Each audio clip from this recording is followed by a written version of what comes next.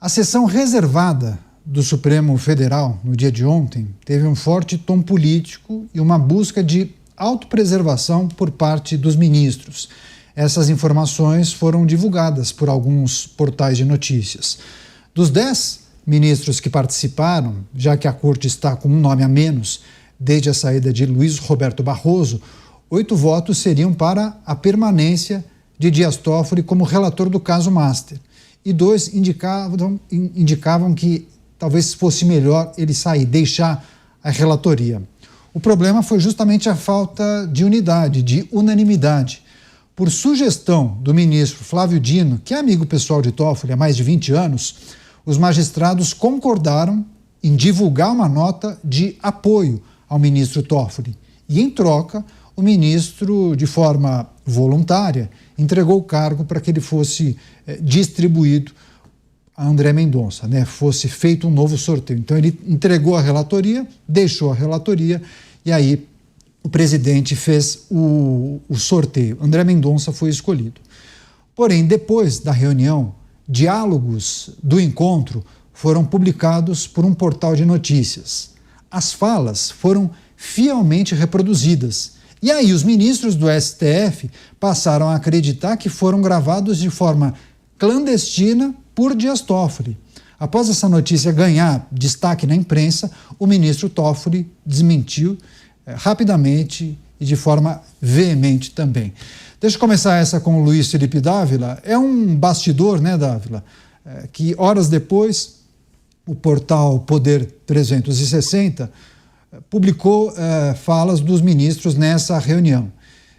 E aí, naturalmente, os outros veículos acabaram falando com integrantes da Suprema Corte e alguns disseram que achavam ou desconfiavam que o próprio ministro Toffoli poderia ter feito essa gravação e depois divulgado à imprensa. Enfim, de que maneira essa notícia acaba dificultando ainda mais os trabalhos? Isso pode causar, inclusive, um racha, estabelecimento de grupos ali, um contra o outro, enfim. O que é possível trazer e considerar a partir dessa divulgação de uma informação que trata de vazamento de conversas? Essa informação mostra justamente como o corporativismo atua no setor público. O primeiro movimento é proteger os seus membros. Daí, todo este movimento para enaltecer o juiz Toffoli, e você protege as pessoas da corporação. Então, o primeiro ato é proteger, mesmo que houve situações claras de que o ministro deveria ter aberto a mão desse processo de maneira voluntária. Então, o primeiro ponto é esse: como o corporativismo protege os seus membros. O segundo momento é o oposto. Quando a corporação sente que a sua reputação, o seu poder pode ser levado para o ralo, ela reage e aí, de repente, sai uma nota unânime que todo mundo, apesar desse desagravo em relação ao ministro, concorda que ele precisa se afastar e ele voluntariamente, num ato de grandeza, abre mão da relatoria. Mas isso mostra a dinâmica do corporativismo. Primeiro, blindar seus membros de qualquer ataque externo. Depois, se a atitude de um membro fere ou coloca em risco o andamento da instituição, aí a instituição se rebela coletivamente para estancar aquela decisão que, se perpetuasse no cargo, poderia afetar dramaticamente um Supremo Tribunal que já está sob fogo cruzado por causa desse ativismo do judicial. Então mostra, Caniato, claramente a dinâmica do corporativismo. O problema é que esta dinâmica é quebrada quando os fatos falam mais alto do que qualquer outra coisa. Como eu disse, esta investigação ainda trará outros nomes, tanto da política como de autoridades, e aí começa a história de desorganizar a reação do corporativismo, porque isso começa a sobrar para indivíduos, ainda mais num ano eleitoral. Ou seja, o que nós estamos vivendo nesta investigação do Banco Master é apenas o primeiro capítulo de uma longa série que terão vários capítulos pela frente.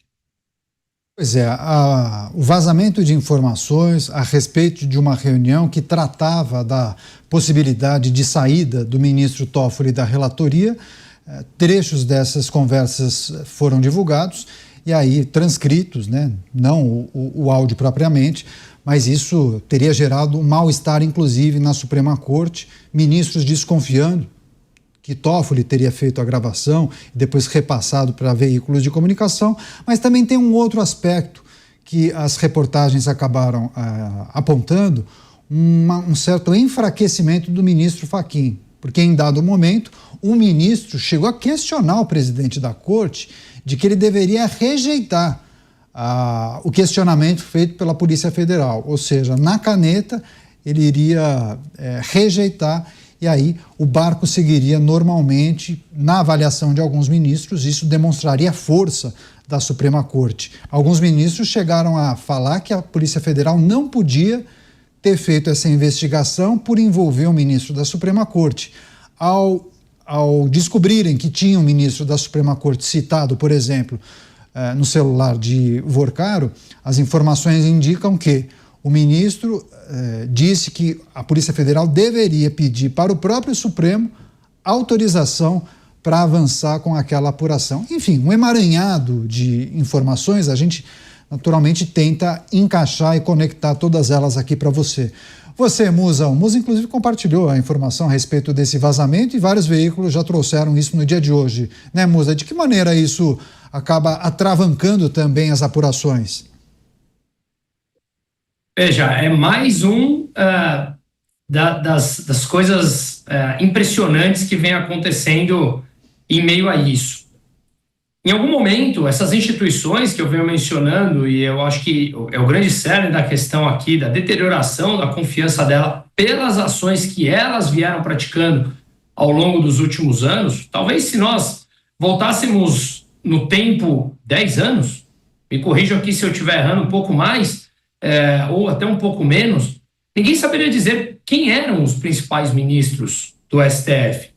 E assim funciona em países sérios, porque você não tem que saber quem são os ministros de uma Suprema Corte. Nos Estados Unidos ninguém sabe quem é. Ele pode se pegar no final de semana a sua família para sair num shopping convencional que simplesmente passará em branco. Mas aqui não, aqui se tornaram personalidades na boca da população no dia a dia. Veja, pessoas que muitas vezes não tiveram oportunidade de terminar o ensino fundamental, a escola, hoje sabem discutir em maior ou em menor grau a respeito dos ministros, têm um mínimo de opinião, errada ou certa, não importa, a opinião é de cada um, sobre cada um dos ministros, sabe dizer os nomes deles. Quando isso acontece, tem alguma coisa errada, não porque as pessoas sabem, mas porque o juiz está se tornando protagonista em uma história, num jogo de futebol, acontece a mesma coisa. E não pode acontecer. E eles me parecem que quando eles fizeram essa carta que eu mencionei anteriormente, que a gente estava discutindo da não suspeição do próprio Dias Toffoli, eles estavam atuando em conjunto.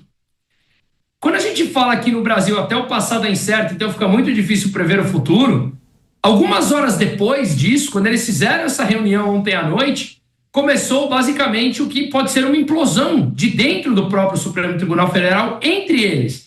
Uma acusação dessa, gente, é algo bastante sério. Você está falando que uma pessoa que trabalha com você, que também é um ministro da mais alta corte de um país, gravou de forma clandestina aquela conversa para quê?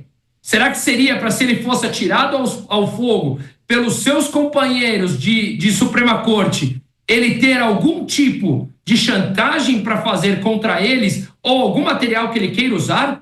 O que aconteceu dentro dessa reunião corporativista, como o Dávila muito bem colocou?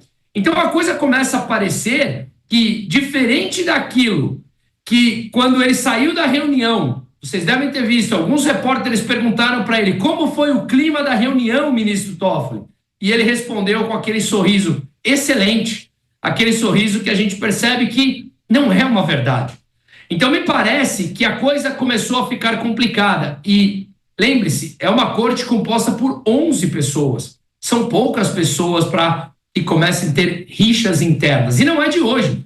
A gente viu aquela discussão pública lá atrás de um falando para o outro que ele tinha escritório de advocacia, chamou, não lembro exatamente qual foi o adjetivo que um passou para o outro, mas foi algo bastante forte, acho que era entre o Gilmar Mendes e o Barroso, se não me engano, que já saiu. Enfim, a coisa quando começa a tornar pública dessa forma, em meio a uma pressão tão grande como eles estão sofrendo, sem o respaldo mais da confiança da população e sendo bombardeado por indícios tão concretos pela mídia diariamente, a coisa parece que começa a sair do controle. Pois é.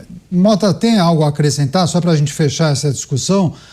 O lance do vazamento, as expectativas para as investigações em meio a esse clima de constrangimento, porque é isso que muitos revelam. No interior do Supremo, um clima de constrangimento e um desconfiando do outro.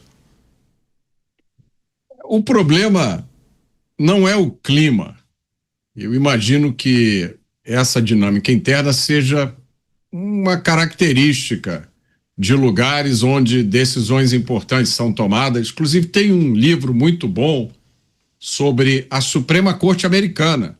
O título do livro é Scorpions, Escorpiões. E isso vem de uma frase que foi dita por um assessor de um juiz da Suprema Corte Americana que disse, olha, a Suprema Corte dos Estados Unidos são 9 escorpiões presos em uma garrafa. Então são decisões que são tomadas, por exemplo, a decisão se o aborto é ou não um direito constitucional. Imaginem os debates que acontecem. A questão principal não é essa. A questão é que a Corte se consolidou como decisora de última instância sobre qualquer assunto no país. Então, qualquer assunto, não importa qual seja o assunto, um assunto relativo à segurança pública ou ao direito tributário, qualquer assunto, ele só é decidido quando a Suprema Corte dá a sua decisão.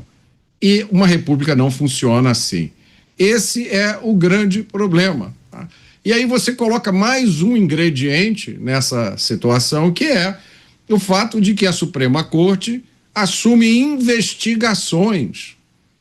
Uma Suprema Corte, uma Corte Constitucional, não foi feita para investigar ninguém. Ela não foi feita para julgar pessoas. Ela foi feita para julgar um número reduzido de questões constitucionais. A Suprema Corte Americana julga, em média, 80 processos por ano. A Suprema Corte Brasileira, salvo engano, julga dezenas de milhares de processos por ano.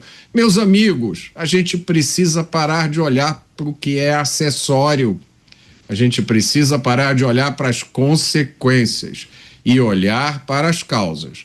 No dia que os nossos parlamentares fizerem isso, principalmente o Senado, aí eu acho que a gente pode ter expectativa de alguma coisa diferente.